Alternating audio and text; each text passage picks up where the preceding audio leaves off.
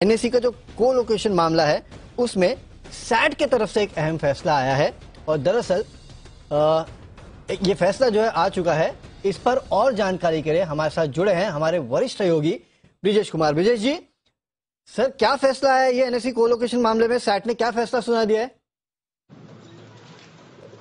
बिल्कुल, सैट ने यह कहा है कि जो एनएससी को लोकेशन का मामला था उसमें एनएससी ने कोई अवैध लाभ नहीं कमाया था, तो इसलिए जो सेबी ने 625 करोड़ रुपए की पेनल्टी लगाई थी 12% ब्याज के साथ, वो रकम लगाना गलत है और अब एनएससी को केवल 100 करोड़ रुपए ही भरना होगा, और ताकि एक एग्जाम्पल सेट रहे, ताकि कोई दूसरा जो है जो एक्सचेंज है इस तरह की गड़बड़ी ना करे। और एनएससी के ऊपर ये सैट का ऑब्जर्वेशन था कि जो लोड बैलेंसर लगाना चाहिए था वो एनएससी ने ना करके एक बड़ी चूक की थी, इसलिए एनएससी के ऊपर ये 100 करोड़ रुपए की पेनल्टी लगाई है।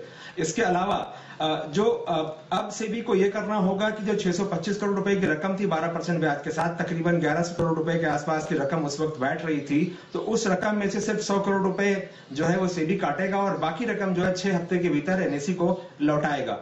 इसमें जो दूसरा दो और लोग जो थे, रवि नारायण और चित्रा रामकृष्णा, उनके ऊपर जो है सेबी ने उनकी 25% सैलरी काटने का ऑर्डर पास किया था, तो उस पर जो है सैट का यह कहना है कि इन दोनों ने अपनी जिम्मेदारी ठीक से नहीं निभाई। ये बात सच है, लेकिन किसी की सैलरी से आप डिस्गॉर्जमेंट नहीं कर सकते, क्योंकि सैलरी किसी को एक लेबर लेने के वजह से मिलती है, एक एफर्ट लेने की वजह से है, और वो कोई अवैध लाभ नहीं है, इसलिए किसी की सैलरी से डिस्गॉर्जमेंट करना गलत है। दोनों पर जो 5 साल के लिए रोक लगाई थी कि वो किसी लिस्टेड कंपनी में या किसी स्टॉक एक्सचेंज डिपॉजिटरी या क्लियरिंग कॉर्पोरेशन में 5 साल तक कोई पद नहीं ले सकते, उस आदेश को भी सैट ने निरस्त कर दिया है। ओपीजी सिक्योरिटीज एक इंपॉर्टेंट पार्टी थी इस मामले में, उस पर यह कहा है सैट ने कि ओपीजी सिक्योरिटी बार बार जो सेकेंडरी सर्वर का इस्तेमाल कर रहा था, एक तरह से वो नहीं होना चाहिए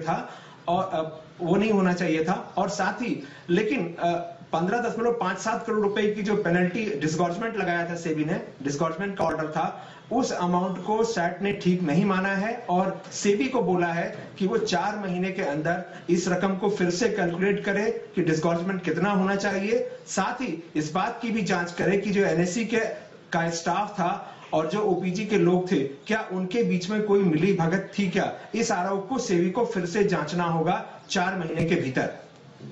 डेफिनेटली, तो सेबी को 4 महीने के भीतर फिर जांचना होगा। लेकिन विजय जी, एक्चुअली मैं ये समझना चाहता हूं, क्योंकि आपने कहा कि सैट ने यहाँ फैसला सुना दिया और सैट ने कहा है कि इनको 600 करोड़ नहीं देने होंगे बल्कि 100 करोड़ के आसपास देना होगा, तो इसका मतलब ये है कि अब इनको रिलीफ मिल चुकी है एनएससी को और सेबी इसके अगेंस्ट और कोई एक्शन नहीं लेगा। क्यों मैं ये पूछ रहा हूँ? क्योंकि एनएससी का जो आईपीओ आने वाला था उसमें बहुत बड़ी अड़चन थी।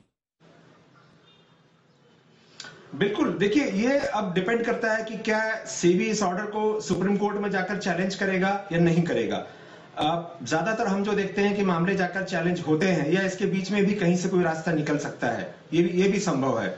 लेकिन निश्चित तौर पर इतने लंबे समय के बाद ये जो एक फैसला आया है, बहुत बड़ी अड़चन थी, क्योंकि काफी बड़ी रकम इन्वॉल्व थी। जो पहला ऑर्डर था उसके हिसाब से करीब 2,500 करोड़ रुपए की रकम जो है वो फंस रही थी। उसके बाद जो घटकर आया, जो सैट ने दोबारा कहा कि सिर्फ 625 करोड़ रुपए की रकम जो है वही एनएससी जमा कराए, वो रकम जमा भी करा दी गई थी।